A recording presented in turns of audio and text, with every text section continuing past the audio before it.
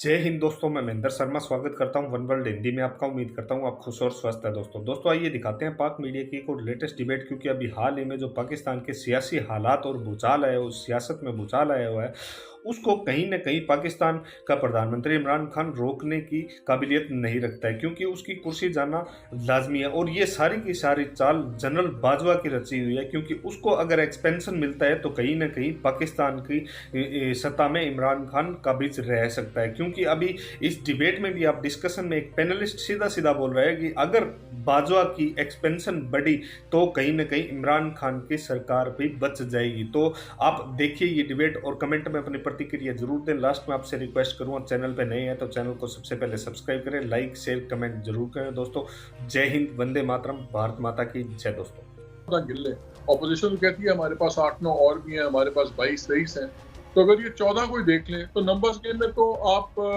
नजर आ रहा है कि आपके पास मेजोरिटी नहीं रही।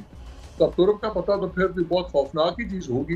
बिस्मिल्लाहिर्रहमानिर्रहीम। चोई साहब, गुजारिश ये है कि अदम एतमाद की तहरीक आ चुकी है।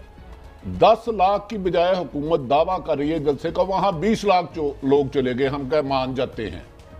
तो क्या ये जो जिस तरह मालिक साहब फरमा रहे हैं, तुर्क का पता क्या हो सकता है? उसे अदम एतमाद में बेहतर ये ना होता कि हुकूमत स्ट्रेटेजी बनाती कि इत्तेहादियों को साथ मिलाए रखती और नाराज अरकान को रखती।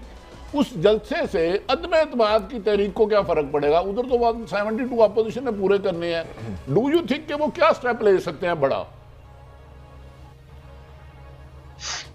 देखिए, 4 तुर्क के पत्ते हो सकते हैं इस वक्त प्राइम मिनिस्टर साहब के पास, और वो चारों बहुत ही उनमें से कोई एक भी अगर वो इस्तेमाल करते हैं तो डेफिनेटली टेबल टर्न हो जाएगा। पहला तुर्क का पता ये हो सकता है कि वो पाकिस्तान पीपल्स पार्टी और नूर लीग के अरकान तोड़ के 27 मार्च का जो जलसा है उसमें स्टेज पे उनको खड़ा कर दे। बस 10, 15, 20 लोग जो हैं वो नून लीग के हों, MNA, और कुछ पाकिस्तान पीपल्स पार्टी के हों, और वो तोड़ के गवर्नमेंट साथ ले आए और कहे कि ये देखें जी हमारी पार्टी को ज्वाइन कर रहे हैं, और अब अपोजिशन 172 लोग पूरे करके दिखाए। तो ये एक कार्ड है जो जाहिर है जिसके बाद यकीनन अपोजिशन पीछे हट जाएगी और ये उनकी जो तहरीक है वो कामयाब नहीं हो सकेगी। दूसरा तुर्क का पता वो है जो अभी मालिक साहब ने जिसका जिक्र किया है कि वो नए आर्मी चीफ का ऐलान कर दें, उनकी तकर्रुरी कर दें, या फिर जनरल बाजवा साहब की एक्सटेंशन का ऐलान कर दें। लेकिन ये काम जलसों में करने वाला नहीं होता, इसके लिए पूरा एक प्रोसीजर है, और बगैर प्रोसीजर के सिर्फ जलसों में ऐलान से ये एक ऐसा कार्ड है जो ज़ाया हो जाएगा, ये कार्ड इफेक्टिव नहीं रहेगा। और तीसरा जो सबसे बड़ा कार्ड हो सकता है वो ये है कि भुट्टो की तरह, जैसा जुल्फ़िकार अली भुट्टो साहब ने पिंडी में जलसा किया था और उसके बाद उन्होंने कागज़ फाड़ के अमेरिका को ललकार के और उसके बाद वो घर चले गए थे और हीरो बन गए थे, लीडर बन गए थे। ये भी हो सकता है इस कार्ड के भुट्टो की तर्ज सियासत पर चले जाए इमरान खान साहब, और वो कोई 4, 5, 10, 15, 20 कागज़ ले आए, कौम के सामने कहें कि ये वो राज हैं जो मैं आपको बताना चाहता था, फिर वो कागज़ पढ़ने के बाद उसको फाड़ के हवा में फेंक दे के अमेरिका को ललकार दे कि जाओ मैंने तुम्हें मानता, फिर वो अपोजिशन को कहें कि जाओ मैंने तुम्हें मानता, फिर वो पाकिस्तान की हर किस्म की इस्टेब्लिशमेंट को कहें कि जाओ मैंने तुम्हें मानता, और अब मैं आवाम के पास जाऊँगा, और वो एक नए जुल्फ़िकार अली भुट्टो की तरह वो आवाम के अंदर चले जाएँ, और उसके बाद उसकी बेस पे वो अपनी सियासत का एक नया ऐलान कर दें, नया रुख सियासत का वो इख्तियार कर लें। स्ट्रैटेजी ये है कि हर चीज पे आप टाइम लें, क्योंकि हर एक एक्स्ट्रा दिन भी जो मिलता है वो हुकूमत के हक में जाता है, उनको एक टाइम मिल जाता है, कोई इंड्यूसमेंट देंगे, कोई वादे करेंगे, कोई वजारतें बांटेंगे, कुछ जो भी करें ताकि वो लोगों को, मुनहरिफ लोगों को तोड़ें, सब कुछ करें।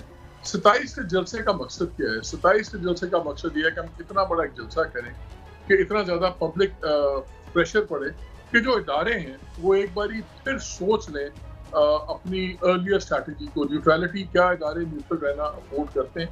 मगर आई थिंक इस रूस है, जलसा है, इसको अवाम का जलसा कह देना मेरा ख्याल है कि जाती होगी, क्योंकि ये प्योरली PTI के सपोर्टर्स होंगे जो मुल्क के तमाम हिस्सों से इकट्ठे लाए जा रहे हैं। इसलिए मैं जलसों को कभी भी अवाम की सपोर्ट नहीं समझता।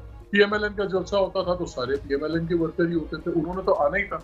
इसलिए ये जो जलसा है और जो अभी तक बयानात प्राइम मिनिस्टर साहब के आ रहे हैं, ये मुझे लगता है कि मेंटली पोस्ट वोट की स्ट्रैटेजी कर रहे हैं, और वो पोजिशनिंग ये कर रहे हैं कि अगर अर्ली इलेक्शन फिर कॉम्प्रोमाइज होता भी है, देखें तुर्क का पता तो ये है कि वो देखें कि आज मैंने ऐसा अनाउंस करें कि आज मैंने इतना बड़ा अवाम का जुलूस देखा है और अवाम आगे हैं, तो चलें मैं अवाम की अदालत में जा रहा हूँ, मैं यहीं खड़े होकर ऐलान करता हूँ आए फिर जनरल इलेक्शन कर लेते हैं, आ जाए मेरे साथ सितंबर अक्टूबर में इलेक्शन कर लें, दूध का दूध पानी का पानी हो जाए, something like that. Behind the scenes क्या चल रहा है व्हाट्सएप?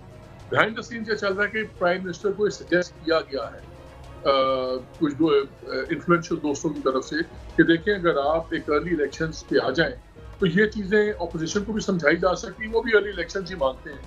तो यहाँ से जवाब ये गया था गवर्नमेंट के जो लोग बात कर रहे थे कि जी पहले वो वापस करें अपनी तहरीक, फिर हम इलेक्शंस की बात कर सकते हैं। ऑब्वियसली वो तो होगा नहीं। तो एक जलसे के अंदर जलसे का एक माहौल को बेसिस बना के लिए किया जा सकता है। मेरे नजदीक तुरप के पत्ते दो ही हैं कि एक आप ऑपोजिशन का ब्लफ कॉल करें अर्ली इलेक्शंस का, और दूसरा जो मैंने पहले कहा है कि आप इतना ज्यादा एक पूरे सिस्टम को एक भंवर में डाल दें, क्योंकि भंवर में अगर डलता है तो प्राइम मिनिस्टर ये तो विन विन सिचुएशन है। जैसे इस वक्त नंबर्स नजर आ रहे हैं, नंबर्स में तो सीधी सी बात है, खाली अगर उनके वो 14 लोग ही गिन लें तो बात खत्म हो जाती है। और अगर जावेद चौधरी साहब, मैं चाहूँगा कि आप इसी को आगे थोड़ा सा लेके जाएं, क्योंकि मुझे बड़ी माकूल बात लगी है मालिक की। अगर आज शेख रशीद की प्रेस कॉन्फ्रेंस का रेफरेंस दे, उन्होंने ये इंडिकेट किया कि पहले इलेक्शन हो सकते हैं, असद उमर भी ये कह सकते हैं, तो don't you think he is very logical? देखिए, अर्ली इलेक्शन इमरान खान को सूट नहीं करता। जिस किस्म की इस वक्त गवर्नेंस है, जो 3.5 साल का जो दौर गुजरा है आपके सामने है, और उसका सबसे बड़ा लिटमस टेस्ट जो आपके सामने है वो बल्दियाती इलेक्शन है खैबर पख्तूनख्वा के, जहां पे 8.5 साल से पीटीआई की गवर्नमेंट है। और वो आपके सामने अभी जब ये सवात के और जो बाकी इजला रह गए हैं वहां पे जब हो जाएंगे बल्दियाती इलेक्शन, तो आप खुद देख लीजिएगा कि क्या सूरत हाल है। इस वक्त उनकी पार्टी इमरान खान साहब की बार बार ये बता रही है कि अगर अर्ली इलेक्शन हुए तो हम उन्हें विन नहीं कर सकेंगे। इमरान खान को यही सूट करता है कि अपोजिशन की गवर्नमेंट आए और वो इससे ज्यादा बैड परफॉर्म करे जो इस वक्त गवर्नमेंट परफॉर्म कर रही है। तो जब उनकी बैड गवर्नेंस होगी, बैड परफॉर्मेंस होगी, वो पेट्रोल की कीमतें, गैस की कीमतें और महंगाई को कंट्रोल नहीं कर सकेंगे, वो बाहर से पैसा नहीं ला सकेंगे, वो डॉलर को नीचे नहीं ला सकेंगे, तो फिर लोगों को महसूस होगा कि इमरान खान सच कहता था। उस वक्त अगर इमरान खान साहब इलेक्शन लड़ेंगे तो उनके फिर भी जीतने के कुछ न कुछ चांसेस हैं। लेकिन अभी अगर फौरी तौर पर यह गवर्नमेंट खत्म करके अगर वो इलेक्शन में जाते हैं तो इमरान खान साहब को इस हकीकत का पता है कि मैं ये बुरी तरह हार जाऊंगा। लिहाजा इस वक्त इमरान खान साहब को ये ऑप्शन सूट नहीं करता। उनको एक अबूरी हुकूमत सूट करती है जो 7, 8, 10 महीने तक रहे और उसके बाद इलेक्शन हो और वो भी कुछ चीज भी परफॉर्म ना कर सके। यानी सारी पार्टियां मिलकर जो गवर्नमेंट बनाए, वो गवर्नमेंट भी अगर परफॉर्मेंस में इतनी पुअर हो जितनी ये गवर्नमेंट पुअर है या इससे ज्यादा पुअर हो, तो वो फिर वो एक मुकदमा लेके अवाम के पास जा सकते हैं कि देख ले, मैं अकेला था और जिस तरह मैं मुल्क को चलाता था मैं फिर भी इनसे बेहतर चलाता था। ये सारे मिलकर नहीं चला सके, तो फिर वो उनका नैरेटिव इमरान खान साहब का बिक सकता है। और इस चीज को वो अंडरस्टैंड करते हैं क्योंकि वो बहुत समझदार आदमी, ऐसे आदमी नहीं है कि जिनसे ऊपर ये तवक्को की जाए कि वो अपने पांव पे एक और कुल्हाड़ी मार लेंगे। अच्छा मालिक साहब, इमरान खान साहब जो तकरीर करेंगे, जी मेरा ख्याल ये है कि उसमें 3-4 ऐसे नुक्ते हैं जिसका वो जिक्र करेंगे। अगर आप कहें तो मैं बात मुकम्मल करूं, नहीं तो जी प्लीज प्लीज मुकम्मल करें। एक तो नुकता ये है कि इमरान खान साहब बार बार ये कहते थे कि मियां नवाज शरीफ और शहबाज शरीफ के लिए बाहर की कुछ फोर्सेज हैं जो मुझे सिफारिश करती थी। आपने उनका एक बयान सुना होगा और आपने एक तकरीर सुनी होगी जिसमें उन्होंने हवाला दिया था। मेरा ख्याल ये है कि जब वो तकरीर करेंगे तो ये कहेंगे कि नवाज शरीफ को बाहर की फोर्सेज यहाँ पे लाना चाहती हैं और मुझे फलां शख्स ने भी उनकी सिफारिश की थी, फलां मुल्क ने भी किया था, फलां मुल्क ने ये कहा कि आप ये ले लो, ये कर लो, हम आपको ये सपोर्ट करने के लिए तैयार है। तो वो एक नैरेटिव देंगे कि इन लोगों को जो इक़्तिदार में लाया जा रहा है वो बाहर की फोर्सेज ला रही हैं और वो इससे पहले ग्राउंड तैयार कर रहे हैं। देखिए, आप उनका हर वजीर ये कहता है कि जी ये इंटरनेशनल साजिश है, तो इमरान खान साहब उस दिन एक इंटरनेशनल साजिश का भांडा फोड़ेंगे जो जाहिर है फिर जब सबके सामने आएगा तो बड़े बड़े सवाल उठेंगे कि इस मुल्क ने क्यों कहा था, उस मुल्क ने क्यों कहा था, और क्या ये वाकई वो लोग इनको लाना चाहते हैं। और जब वो लोग इनको लाना चाहते हैं तो उनके अपने मकासद होंगे, ये वो कह सकते हैं। दूसरा, वो अमेरिका को ललकारेंगे डेफिनेटली। उसमें वो ये कहेंगे कि 3.5 साल से जो अमेरिका के साथ पाकिस्तान के तल्लुकात थे और 3.5 साल तक उन्होंने यहाँ पे सफीर नहीं भेजा, और जिस तरह जो बाइडन ने उनके साथ सलूक कोशिश की गई, जिस तरह चाइना से रोकने की कोशिश की, जिस तरह सी पैक को लपेटने की कोशिश की गई, तो एक इंटरनेशनल हीरो बनने की कोशिश करेंगे अमेरिका के खिलाफ। ये दो चीज़ें, और फिर उसके बाद करप्शन की नई कहानी, कोई मियां नवाज शरीफ से रिलेटेड, आसफ अली जरदारी साहब से रिलेटेड, मौलाना फजलुर रहमान से रिलेटेड। तीसरा वो नुकता, ये एक नया स्कैंडल वो लेकर सामने आएंगे और ये कहेंगे कि हमारे इदारों ने इन स्कैंडल को बाहर नहीं आने दिया। अच्छा मालिक साहब, आप कुछ कहना चाह रहे थे, प्लीज। मैं ये कह रहा था कि देखिए बहुत सी उसमें से बातें एक और जाविये से चौधरी साहब ने बात किया, मैं यही बात कर रहा हूँ कि अर्ली इलेक्शन की क्यों बात हो सकती है। उससे पहले इमरान खान साहब ने बड़ी बड़ी अक्लमंदी से नैरेटिव बदल दिया है। वो अब इलेक्शन चाहते ही नहीं कि इन बातों पे हो, कि स्पेसिफिक्स पे ना हो कि गवर्नेंस कैसी थी, महंगाई का क्या हाल है, कितने परसेंट इकॉनमी ऊपर थी, रुपया जब आया था तो इतने के थे, आज रुपया 186 रुपए का हो गया है डॉलर, और ये तबाहियां फिर गई हैं। उन्होंने एक बयानिया बदल दिया। अब वो बयानिया लिया है हक और बातिल का, नेशनल आइडेंटिटी का। देखें, आजाद खारजा पॉलिसी, हम किसी के गुलाम नहीं है।